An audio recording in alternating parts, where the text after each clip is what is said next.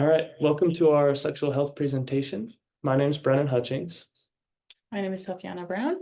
and we're going to be presenting on a various amount of sexual health topics. This is our audience, Kimberly. Hello.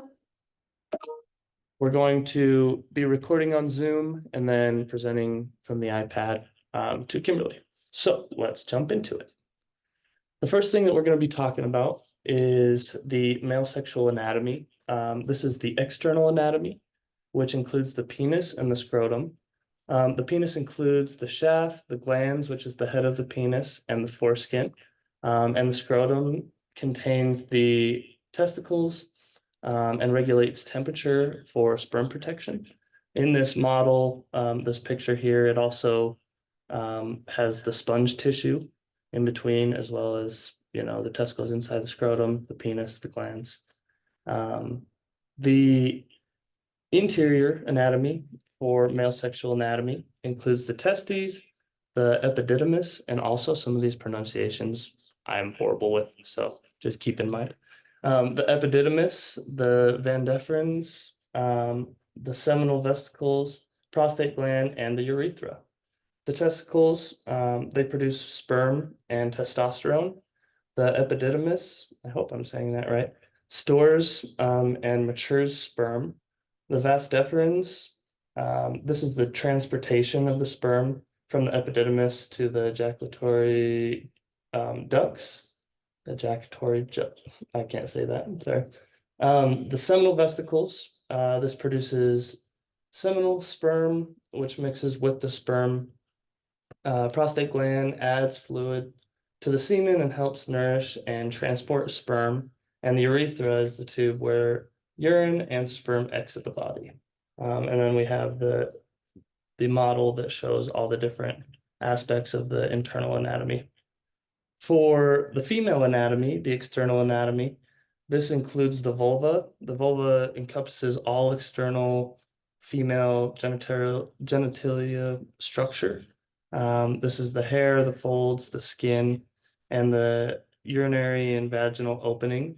And it also includes the clitoris, which is a small sensitive organ with a lot of nerve endings and is primarily responsible for sexual pleasure. It is the most sensitive part of the vulva. And then we have more descriptors as part of this. A lot of these in this model, but all encompassing vulva and clitoris. For the internal anatomy of the female sexual anatomy, we have the vagina, that is the canal that leads from the external genitals to the cervix. It's important in sexual intercourse, menstruation, and childbirth. The uterus, where fertilized eggs, where a fertilized egg implants and develops during pregnancy. We have the cervix, the lower part of the uterus, which opens into the vagina. This is key in reproduction. The ovaries, which produces eggs and hormones like estrogen and how do you say that? Progesterone. Yes. And the fallopian tubes, pathway for eggs to travel from the ovaries to the uterus. All right, so we're moving on from anatomy, and we're moving into one of the most important things when it comes to sexual health, and that's consent. And within consent, I have just a little definition here of consent. Consent is permission for something to happen or an agreement to do something. So in terms of sexual health, we're talking about consent for sex, whatever that may look like. So there's a number of things that are super important to keep in mind. Essential for healthy interactions when it comes to consent. Consent must be a few things. It must be very clear, it must be mutual, and it must be ongoing for everyone involved. Meaning what is being asked and what is expected is clear. It's mutual, meaning both partners are agreeing to this, and ongoing meaning it can be retracted at any time. So if someone says yes 20 minutes ago, It doesn't mean it's a yes 20 minutes later. Some of the key factors: freedom from coercion. So we've talked a lot about in our class how pouting, begging, doing all these things, trying to coerce someone, make someone feel bad for not having sex goes directly against consent. Being able to respect all boundaries. This comes with clear communication, knowing what the boundaries are, knowing what this partner is okay or not okay with. And consent being able to be withdrawn anytime, like we talked about. If it's not an enthusiastic yes later, it's still not a yes. So when it comes to consent, communication is key. Having an open dialogue that's respectful and acknowledging the partner's wants, boundaries, things like that. Making sure to keep in mind any power dynamics that may be happening. Making sure that the decision making is fair, and that if there is a power imbalance, that you're being checked on that and being aware of those things. And then lastly, the legal and ethical factors, realizing that laws protect against coercion. So there's many laws that go against coercing someone into sex, whatever that may look like. And so all of these things are vital for just overall well-being and health when it comes to sex. Consent is very, very important. Some of the principles of sexual health, these are the 6 principles of sexual health. Number 1 being consent. Everyone involved must be a willing participant and agree to everything that's going on. Number 2, a non-exploration, non-exploitation, sorry. No one should be manipulated or taken advantage of at any point. Safety, safe practices to avoid any infections. Honesty, having open and truthful communication. Shared values, being able to respect each other's beliefs and boundaries. And 6 is pleasurable and satisfying for all involved. All right. So now we moved on to gender, which the topic of gender can be really confusing. So there are a couple of things that I do need to clarify first off. There is a difference between gender and sex. Gender has more to do with the way that a person feels inwardly and the way that they perceive themselves. And sex has more to do with, well, sex is a label that is assigned at birth based on physical characteristics. So for example, male and female, those would be examples of labels that are determined at birth. And again, gender is more based on the way that a person feels inwardly. Another name for that is gender identity, how a person sees themselves. For example, someone that was assigned the label of female at birth could identify as a male. Gender expression has more to do with how a person presents themselves to the world. So for example, think the way that a person dresses or the way that they behave. Sorry, I forgot to mention that it's helpful to remember gender as being on a spectrum and that it is so diverse. Someone could identify them. Some people identify as female, some identify as male, some identify somewhere in between that, and some don't identify with either of those. And so it's helpful to remember that gender is always based on the way that a person chooses to perceive themselves. So for us, it's helpful to be mindful of that. Gender also impacts the way that a person's sexual health. It can influence their behavior in relationships due to gender norms, societal expectations, and those expectations can directly impact the way that a person feels what they feel like they should enjoy or the things that they should do in a relationship. Gender dysphoria is a term used to describe the distress that a person feels when their gender identity and their sex assigned at birth are mismatched. There's a lot of stress, again, that comes with that, with feeling like something is wrong with you because the way that you were born and the way that you feel inside can be two different things. And so, again, gender dysphoria is something that is a term that we would use to describe that. And last but not least, gender fluidity is a term used to describe the nature of gender, and that gender can change over time. The way that a person chooses to express their gender can change over time, and the way that they choose to identify themselves can also change over time. Okay. So next we're moving on to attraction. Attraction, sorry, I can't speak today. Attraction is a lot like gender in that they both exist on a spectrum. There are many different types of attraction, and many different types of ways that someone can be attracted to a different person.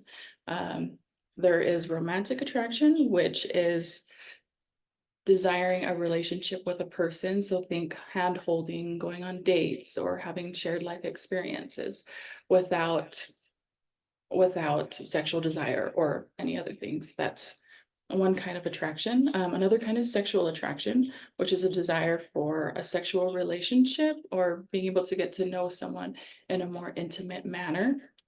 There's also emotional attraction, which has to do more with having a connection based on emotions, just like the name.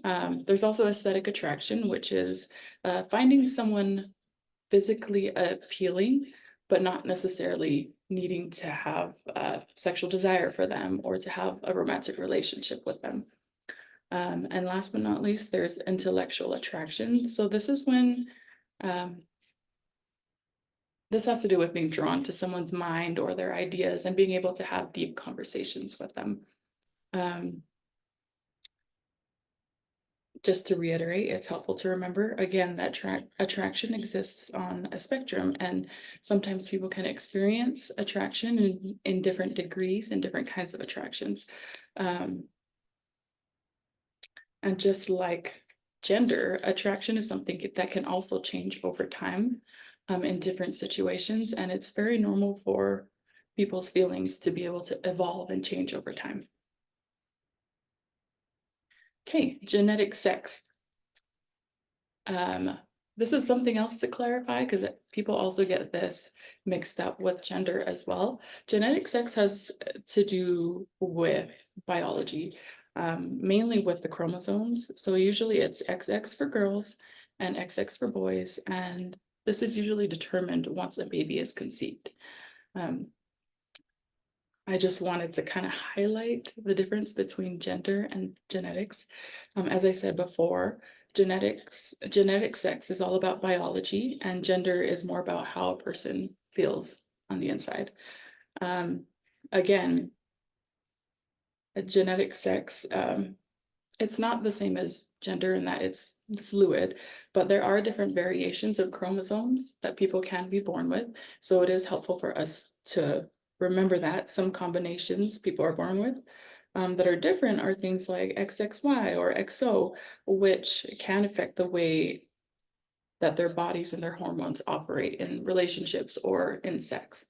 And last but not least, genetic sex can influence a person's physical features, but also their reproductive organs. And so it's important to remember,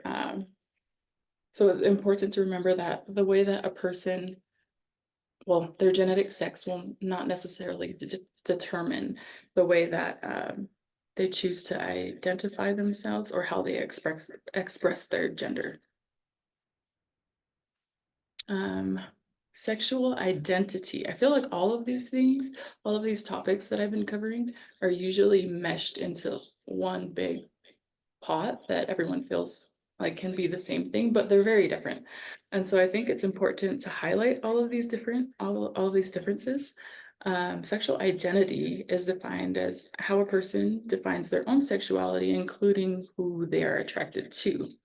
So this would include sexual orientation, And down here, we have listed a lot of the common sexual orientations in our society. The first one, which is the most common one, that is heterosexual attraction. This is just attraction to people of the opposite gender. So males attracted to females and females attracted to men.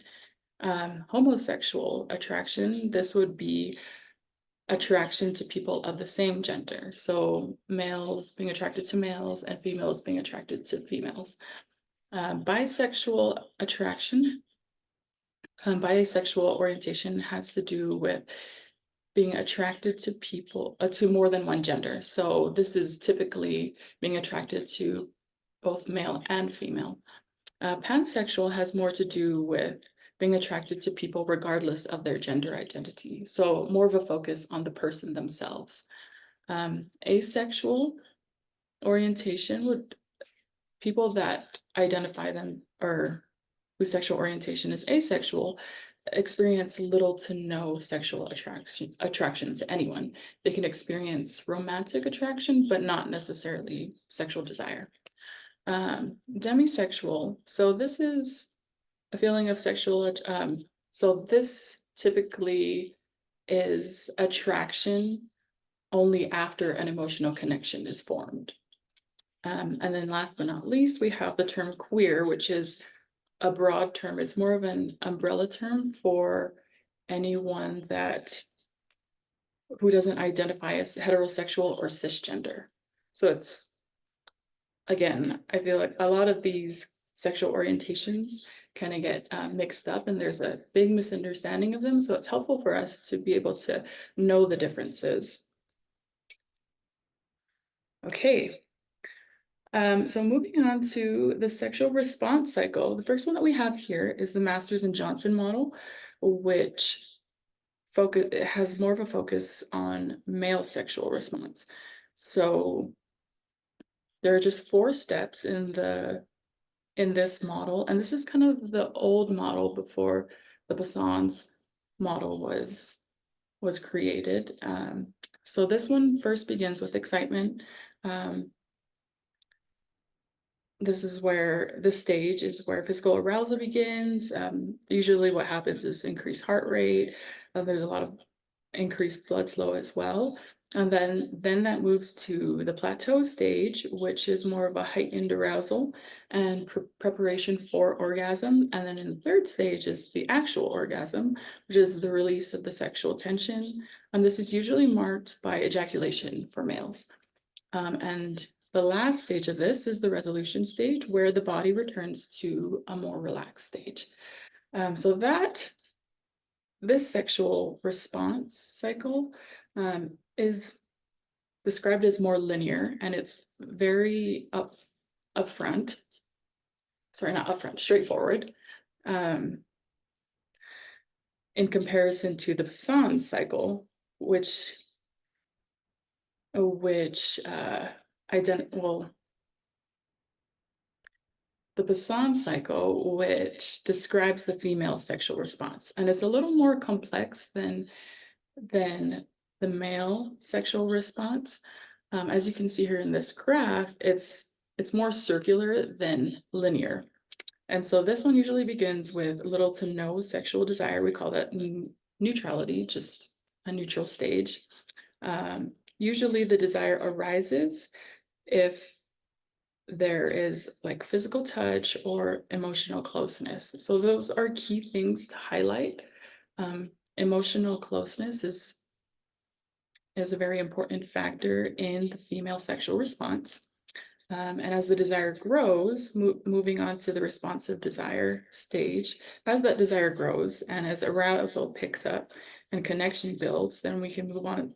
Usually what comes next is more physical and emotional satisfaction that develops in just being together with the other person. And from there, we move on to more enjoyment and bonding, which are the focus. Again, in this response, what's key to highlight is that the female sexual response is heavily influenced by emotional connection. And what's interesting is that they don't necessarily end in orgasm. The sexual response for females does not necessarily need to lead to orgasm, like the male sexual response. And then last but not least, because there is a sense of intimacy and feeling of closeness and emotional bonding that encourages more future intimacy as well. And then this slide is just comparing some of the things that I described between both the Johnson's and Masters model for males and then the Basson's model for females. For males, it's more of a linear sequence.